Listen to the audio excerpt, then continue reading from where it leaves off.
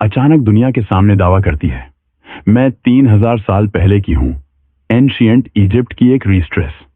कोई और कहता तो शायद हंसकर टाल देते, लेकिन इस औरत के पास ऐसी जानकारी थी जो इतिहास की किसी किताब में नहीं मिलती और न ही किसी म्यूजियम में।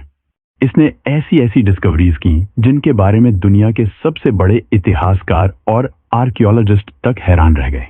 उन्होंने 10 से ज्यादा साल लगाए इस औरत को झूठा साबित करने में, लेकिन हर बार वो नाकाम रहे, क्योंकि इसके पास वो इंफॉर्मेशन थी जो किसी आम इंसान को मिल ही नहीं सकती थी। अब आप सोच रहे होंगे शायद कोई प्रैंक हो या बस एक अच्छी स्क्रिप्ट। मैं खुद भी रीइंकार्नेशन को नहीं मानता, लेकिन जब मैंने इस औरत की जिंदगी में हुए एक के बाद एक शॉकिंग इवेंट्स देखे तो दिल दहल गया। क्या सच में ये औरत एंशिएंट इजिप्ट की रानी थी? क्या वाकई किसी रूह ने दोबारा जन्म लिया, जिसकी वजह से इजिप्ट में ऐसी डिस्कवरीज हुई जिनके बारे में कोई सोच भी नहीं सकता था? लेकिन शुरू करने से पहले चैनल को सब्सक्राइब जरूर कर देना। इसका नाम था डॉरथी ईडी। वो 1904 में लंदन की एक मिडिल क्लास फैमिली में पैदा हुई। अपने माँ बाप की इकलौती बेटी थी। जब वो 3 साल की थी तो घर की सीढ़ियों से गिर गई और बेहोश हो गई। डॉक्टर ने चेक किया और कहा यह मर चुकी है। लेकिन सिर्फ 1 घंटे बाद डॉरथी अचानक उठती है, अपने रूम में चली जाती है और खेलने लगती है। पेरेंट्स और डॉक्टर शॉक्ड। पेरेंट्स तो डॉक्टर पे गुस्सा हो जाते हैं, कैसा डॉक्टर है तू? डॉक्टर कसम खाता है कि बच्ची उस वक्त सच में मर चुकी थी। इस हादसे के बाद डॉरथी का बोलने का तरीका बदल गया।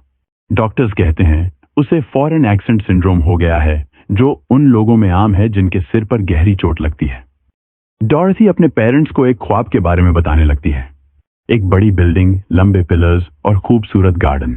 वो फूलों के बारे में बताती है और कहती है कि वो वहां अपने दोस्तों के साथ होती है।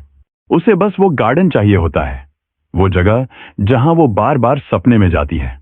वो कहती है ये मेरा घर नहीं है, मेरा घर उस गार्डन के पास है। डॉरथी को डिस्ट्रैक्ट करने के लिए पेरेंट्स उसे ब्रिटिश म्यूजियम ले जाते हैं। वहां वो टेंपल ऑफ सेती आई की तस्वीर देखती है जो एबाइडोस इजिप्ट में है। जैसे ही वो उसे देखती है कहती है यही तो मेरा घर है। फिर मंदिर के टूटे हुए हिस्से को पॉइंट करके कहती है यहां गार्डन था, ये सब कहां गया?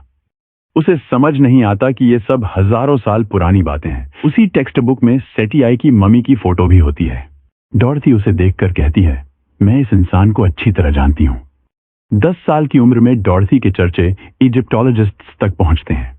उसे हायरोग्लिफिक्स पढ़ना लिखना सिखाया जाता है और वो सब बहुत जल्दी सीख जाती है। 14 की उम्र में उसे डरावने ख्वाब भी आने लगते हैं।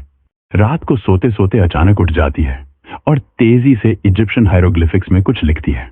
उसका हस्बैंड देखता है पर बात नहीं कर पाता, क्योंकि डॉरथी कहती है कि हौरा नाम की एक एंटिटी उससे बात कर रही होती है।